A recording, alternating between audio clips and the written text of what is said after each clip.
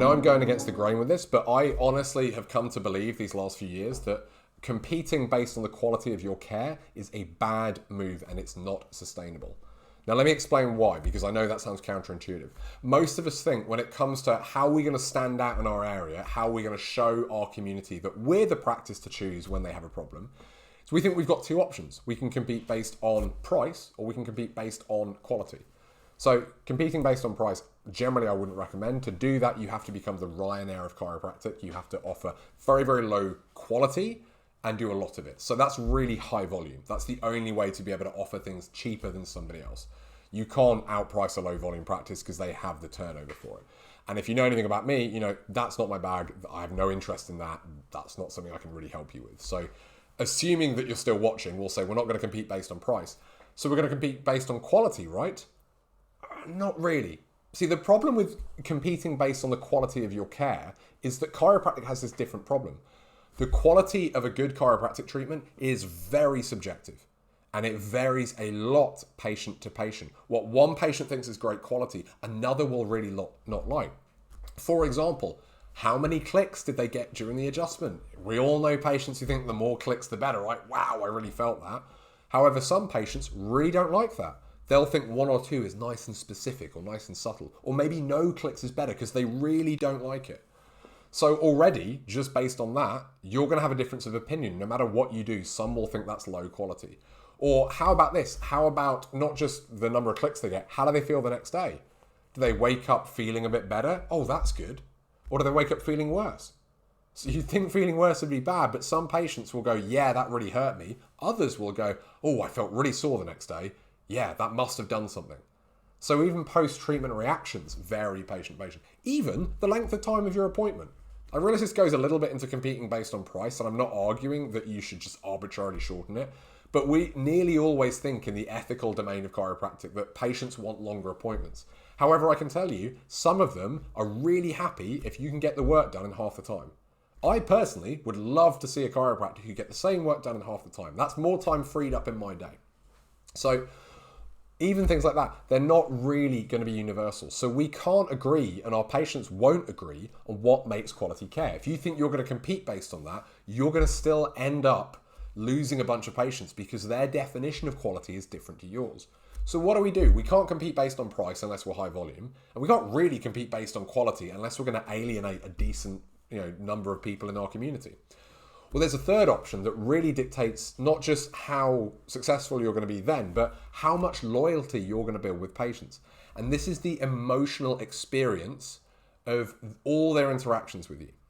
Now, if you know me, you know my big thing is communication. So yes, obviously, great communication skills are an essential part of that. If you don't know how to build trust and rapport with your patient through one-on-one interactions, you are going to have a tough time in practice. And if you want some help with that, I've got a brand new live seminar that I'll tell you about in a moment. It's coming up towards the end of the year. But anyway, putting that aside, let's say you've got great communication skills. There are many other touch points that really, really matter when it comes to that emotional experience. I can tell you in so many of our Google reviews, and I'm really proud, we've now got 350 between just two practices. But so many of them mention things that aren't to do with the chiropractor. They mention how lovely the front desk team, how helpful they are, how nice the environment is, how lovely it is sat in reception. We have patients who turn up early because they really like being in the clinic.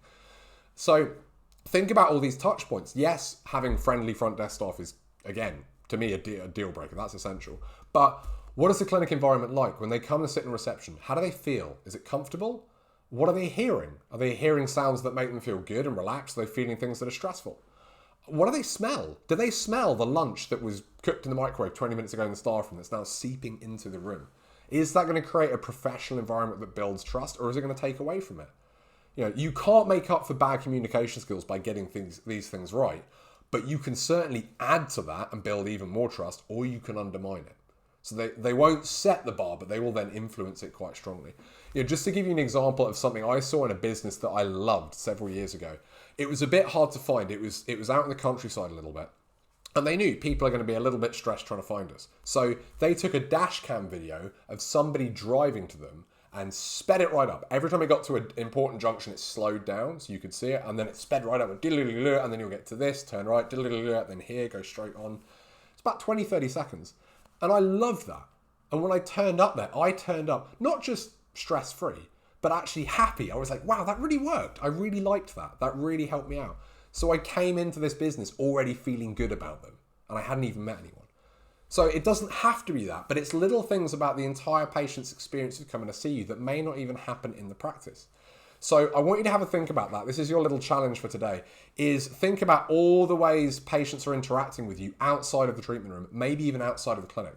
And how can you use those to build trust, to increase that emotional experience? Because the emotional experience of coming to see you is what will build organic reviews and referrals that you haven't had to pay for, that you haven't had to persuade people to do, you haven't had to have big marketing overheads bringing in new patients.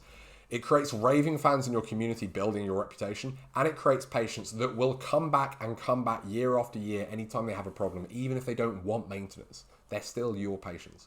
So have a think about that. Now, if you want some help with the communication skills or you're adjusting hands-on skills, I've got a really, really exciting seminar coming up. This is my first live event for 4 years, and it's not just me. I'm teaming up with my good friend, Owain Evans. Owain is a BCA board member. He has been teaching adjusting and communication skills for years. He is a great DC. He's a great friend. He's a great human being generally. And we decided to get together and offer one seminar with both of us. So you're getting 2 for 1. It's going to be incredible value. I'm really excited for this because it's going to be one of a kind. It's going to be in in London in September. Now, all the details, I'll put in a link below this so you can check that out. This is the only seminar I'm doing this year. It's my only live event. I don't know when I'm going to do another one. It won't be for at least another year. So if you want to catch me live, this is going to be your best opportunity. And if you want to brush up on your adjusting skills, there's so many gems that Owain shares. Not just how to do it better, but how to do it safer, how to do it more comfortably, how to protect yourself when you do it. And Owain and I, we both talk communication. We have different points of view. We have different opinions on this. So you're going to get a real interaction where there's a variety of viewpoints. It's not one person just telling you how to do it their way. So it's going to be really interactive. It's going to be a nice, relaxed setting. We're also going to have to limit the places here as well. Just due to the venue size, we have to do that because of the adjusting requirements. We're going to keep it nice and intimate too. So we are limiting places to 30. That is going to sell out. So if you're interested, you want to grab one while you can. And I'll put all the details below. You know, if you want to really take your communication to the next level, you're getting 2 coaches on this, not just one. And we're going to be going through some great adjusting skills as well. So check out the details below. If that's not for you, absolutely fine. But I challenge you to think about all those ways you can improve the emotional experience in your practice. Because I can tell you the sustainable long-term practice growth that isn't a grind, that isn't a chore, you have to get that right. You compete on that, you will offer a level of care and you will have a practice that lasts the test of time, that is better than anyone else in your area. Don't compete based on price, but also don't think competing based on quality is going to get you there. If you've got any questions on this, you want some feedback on your practice, shoot me an email. I love chatting to people. Otherwise, I'll see you soon for another video. Take care, guys.